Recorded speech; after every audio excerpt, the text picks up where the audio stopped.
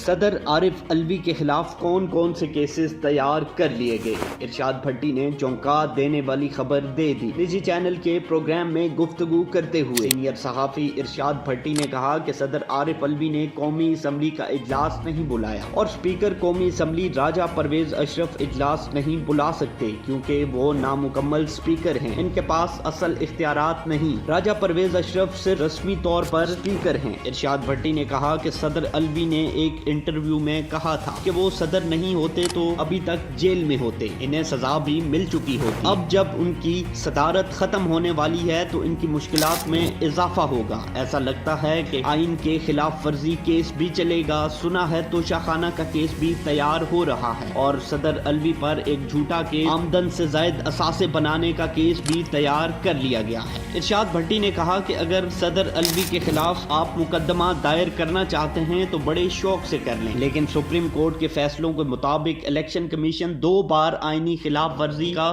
مرتکب ہو چکا ہے، بلکہ آئین کو نئے سرے سے لکھنے کا مرتکب ہو چکا ہے۔ صدر الوی کے لیے آپ مقدمہ چلا رہے ہیں جس کا کوئی جواز نہیں بنتا، اصل مقدمہ تو الیکشن کمیشن پر چلانا چاہیے۔ شہباز شریف اور پی ڈی ایم کی حکومت جو الیکشن سے بھاگی، ان کے پاس الیکشن کروانے کے لیے 20 ارب روپے نہیں تھے، جس نے پارلیمنٹ کو سپریم کورٹ سے لڑایا، جس نے سپریم کورٹ کے فیصلوں کو ردی کی ٹوکری میں پھینکا۔ ان سے بھی تو کوئی جواب طلبی کی جائے۔